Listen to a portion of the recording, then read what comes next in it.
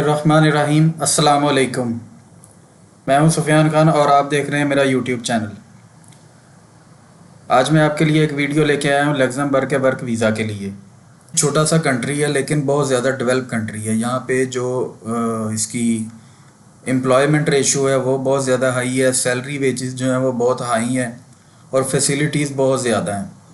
Tax rate जो है वो वहाँ पे बहुत कम है।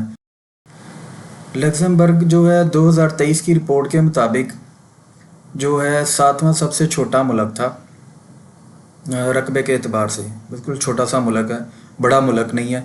टोटल इसकी आबादी 6.5 लाख से 7 लाख के दरमियान है और जिसमें जो 70% हैं जो उसके अंदर फॉरेनर्स हैं। और लग्जमबर्ग का जो पर कैपिटा इनकम है आईएमएफ और वर्ल्ड बैंक की रिपोर्ट के मुताबिक उसका जो जीडीपी रेट है वो बहुत हाई है और इसका जो पर कैपिटा इनकम है वो भी बहुत अच्छा है। लग्जमबर्ग के अंदर जो है 3 लैंग्वेज बोली जाती हैं। इसके अंदर एक फ़्रेंच है, इंग्लिश है और एक लग्जमबर्गिश है। बड़ा स्टेबल कंट्री है, पीसफुल कंट्री है। लग्जमबर्ग जो है वो डोमिनेट करता है सर्विसेज इंडस्ट्री के अंदर। सर्विसेज इंडस्ट्री में उसमें एक बैंकिंग है, आईटी सेक्टर्स है और फाइनेंस है, अकाउंटिंग है, टूरिज़्म है। टूरिज़्म की वो बहुत ज़्यादा प्रमोट कर रहे हैं। उसके अंदर टूरिज़्म के अंदर अंदर आपकी होटल जॉब्स और रेस्टोरेंट और आपके टूर गाइड, अगर आप ट्रैवल एजेंट हैं तो ये वो सारी जॉब्स उसके अंदर बहुत ज़्यादा हैं। टोटल एम्प्लॉयज़ की अगर मैं बात करूं 4,45,000 अगर उसके अंदर टोटल एम्प्लॉयज़ हैं तो जिसके अंदर सिर्फ 1,20,000 जो एम्प्लॉयज़ हैं वो सिर्फ लग्जमबर्ग के हैं, लोकल लोग हैं। बाकी 3,25,000 जो जॉब्स हैं वो फॉरेनर्स की हैं। फॉरेनर्स वहाँ पे जॉब कर रहे हैं, अच्छी सैलरी लेते हैं, आपको फैसिलिटीज़ प्रोवाइड करें। अगर आपकी फैमिली साथ में चली जाती है, आप के बीवी बच्चे साथ में चले जाते हैं तो आपको बच्चों को एजुकेशन फ्री मिलती है। इसके साथ साथ आपकी जो हेल्थ है, हेल्थ फैसिलिटीज़ वो बहुत ज़्यादा आपको ये प्रोवाइड करते हैं। बाकी यूरोपियन कंट्री से ज़्यादा ये आपको जो हेल्थ सर्विसेज हैं वो प्रोवाइड करते हैं। इसके अलावा आपको बहुत ज़्यादा सोशल राइट्स देते हैं। इवन कि आप अगर फॉरेनर्स भी हैं तो आपको सोशल राइट्स ऐसे ही मिल रहे हैं जैसे ये आपको जो लोकल अपने लोगों को प्रोवाइड करते हैं वैसी ही ये राइट्स जो हैं वो अपने फॉरेनर्स को भी ये दे रहे हैं वहाँ पे। अच्छा, लग्जमबर्ग के अंदर आपने एक क्वेश्चन है कि लग्जमबर्ग के अंदर आपने क्यों जाना है। ऑब्वियसली इसके कुछ पॉइंट्स हैं वो मैं आपको बता देता हूँ। लग्जमबर्ग के अंदर पहली बात तो ये है कि सैलरी रेट बहुत ज़्यादा है, हाई सैलरी रेट है। यूरोपियन यूनियन और यूरोपियन यूनियन की टोटल बेल्ट जो है ऑल शेंजन कंट्रीज़ के अंदर जो है वो उसके सबसे ज़्यादा इसके सैलरी रेट है। दूसरा एस्पेक्ट ये है कि अगर आपको लग्जमबर्ग में जॉब मिलती है, आपको वर्क परमिट मिलता है तो आप पूरे शेंजन में कहीं पे भी मूव कर सकते हैं, आप विज़िट कर सकते हैं, आप ट्रैवल कर सकते हैं, कोई मसला नहीं है। इसके अंदर दूसरी बात यह है कि इसमें अनस्किल्ड लेबर जो है, अनस्किल्ड वर्कर जो है उनकी जॉब मिनिमम जो है वो 2200 यूरो से लेके 2700-2800 यूरो तक आती है, जो कि इनके नॉर्मल वर्किंग आवर्स जो हैं उनके अंदर। और अगर आप इसमें वो ऐड कर लें अपना ओवर टाइम तो वो सेपरेट है। और पाकिस्तान के अंदर इस टाइम जो यूरो का रेट चल रहा है, 1 यूरो जो है 300 के राउंड अबाउट है, 301 302 फ्लक्चुएट करता रहता है इसके मुताबिक। तो अगर उसके हिसाब से मैं पर मंथ कैलकुलेशन करूँ तो 6.5 लाख रुपये से 8 लाख रुपया जो है ये आपकी पर मंथ आपकी सैलरी है, सिर्फ आपने 8 घंटे काम करें तो। इसके अलावा अगर आप दूसरे चले जाते हैं स्किल्ड वर्कर के अंदर, स्किल्ड वर्कर के अंदर आपकी जो सैलरी है पर मंथ 8 आवर्स के साथ वो आपकी सैलरी पर मंथ में चली जाती है 3500 यूरो से 5000 यूरो। कुछ लोग इससे भी ज़्यादा अर्न करते हैं। ये सिर्फ मैं नॉर्मल बात कर रहा हूँ जिसके अंदर आपके जो ओवर टाइम है वो इसमें इंक्लूड नहीं है। तो अगर मैं इसको पाकिस्तानी रुपीज़ के अंदर मैं बात करूँ पर मंथ तो ये बनती है 10.5 लाख रुपये से आपकी 15 लाख रुपये तक। स्किल्ड वर्कर्स की जो बात कर रहा हूँ उनकी ये पे बनती है। टैक्स रेट जो है बहुत ज़्यादा लो है और सेफेस्ट कंट्री है। और ये कुछ ही ममालिक हैं जो बहुत ज़्यादा सेफ़ है, उनमें से एक ये लग्जमबर्ग आता है। और इसके अलावा 70 to 75% जो हैं यहाँ पे फॉरेनर्स हैं। छोटा सा कंट्री है लेकिन उसके अंदर मेजॉरिटी जो है वो 70 to 75% सब फॉरेनर्स हैं। फॉरेनर्स इसके अंदर आके जॉब करते हैं, वो मुख्तलिफ शोबों में काम कर रहे हैं।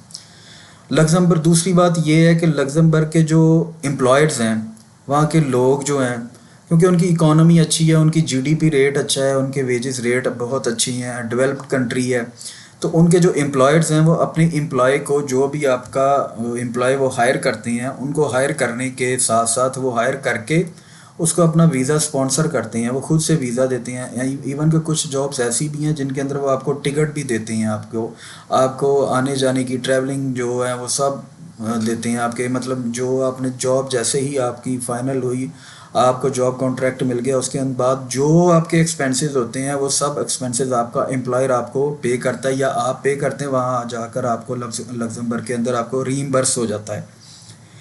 दूसरी बात ये है कि एक पॉइंट इसमें ये भी है कि लग्जमबर्ग के अंदर जो पब्लिक ट्रांसपोर्ट है वो पब्लिक ट्रांसपोर्ट ऑलमोस्ट फ्री है।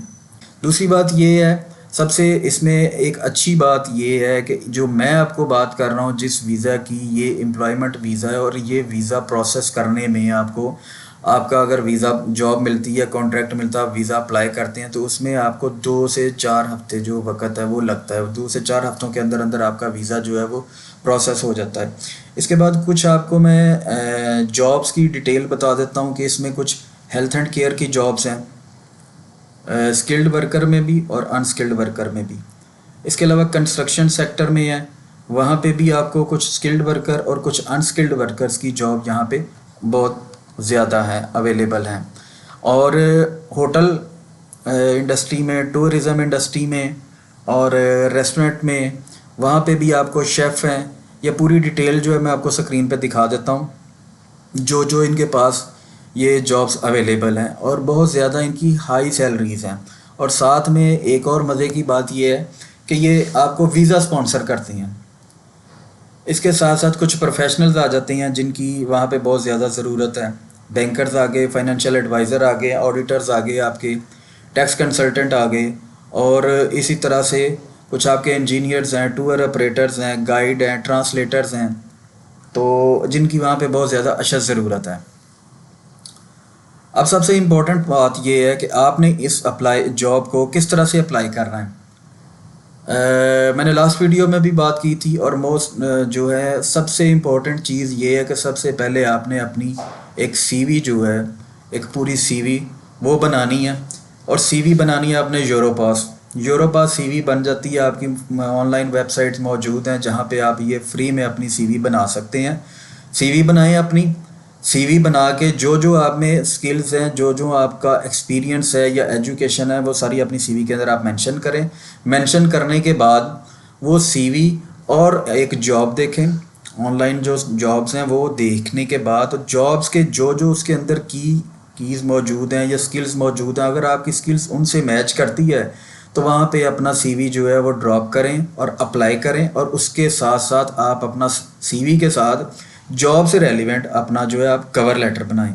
कवर लेटर भी आपको बन जाएगा ऑनलाइन, कोई मसला नहीं होता, ये आसानी से बन जाता है। उसके बाद कुछ जॉब्स हैं, जॉब पोर्टल्स ऐसी हैं जो आप मतलब पाकिस्तान में है, इंडिया में है, दुबई में है, या सऊदी अरब में है, या कहीं पे भी हैं, तो आप वहाँ पे जाके जॉब पोर्टल्स के ऊपर अपना अकाउंट बनाते हैं। अकाउंट बना के जो इन्फॉर्मेशन होती है उसको फिल आउट करते हैं। फिल आउट करने के बाद वहाँ पे भी अपनी सीवी अपलोड करते हैं और आप अप्लाई करते हैं। पहला तरीक़ेकार मैंने आपको बताया कि आपने सीवी देख के बना के अप्लाई करना है। कुछ रिक्रूटमेंट एजेंसीज़ हैं, उनको बाय मेल करें। दूसरा तरीक़ेकार है जॉब पोर्टल्स का। जॉब पोर्टल्स पे आप जाके वहाँ पे अपना अकाउंट बनाएं। अकाउंट बनाने के बाद वहाँ पे आप अप्लाई करें, ऑनलाइन अप्लाई करते जाएं। और ये वाली जो जॉब्स हैं ये आप 18 साल से लेके राउंड अबाउट 50 ईयर्स तक जो ओल्ड हैं वो आप अप्लाई कर सकते हैं। और 50 साल के दरमियान जो एज है, इस एज के अंदर आपको जॉब मिलने के चांसेस बहुत ज़्यादा होंगे और आपको जल्दी जॉब मिल जाएगी। जैसे ही आपकी ये चीज़ आपकी कंप्लीट होगी, आपको जॉब मिल गई, आपका इंटरव्यू कंडक्ट होगा, आपने इंटरव्यू भी क्लियर कर लिया, और उसके बाद आपका एम्प्लॉयर जो है वो अपने होम ऑफिस के अंदर आपके डॉक्यूमेंट सबमिट करवाता है होम ऑफिस के अंदर, आपकी CV जो है वो सबमिट होती है और एम्प्लॉयर जो है वो कॉन्ट्रैक्ट अपना बनवा के आपको वो फॉरवर्ड करता है। जैसे ही वो अपना कॉन्ट्रैक्ट आपको फॉरवर्ड करता है, उसके बाद आप जो हैं यहाँ से पाकिस्तान में हैं, तो पाकिस्तान की मैं बात करता हूँ, तो यहाँ से आप अपना वीज़ा अप्लाई करते हैं। पाकिस्तान के अंदर इस वक्त जो लक्समबर्ग की एम्बेसी है वो मौजूद नहीं है, अलबत्ता बेल्जियम की एम्बेसी है जो कि लक्समबर्ग के जो वीज़ाज़ हैं या एप्लीकेशंस हैं उनको प्रोसेस करता है। तो उसका जो तरीक़ेकार है वो ये है कि VFS ग्लोबल या जेरी के ऑफिस से आपने अपॉइंटमेंट लेनी है, ऑनलाइन अपॉइंटमेंट मिल जाती है।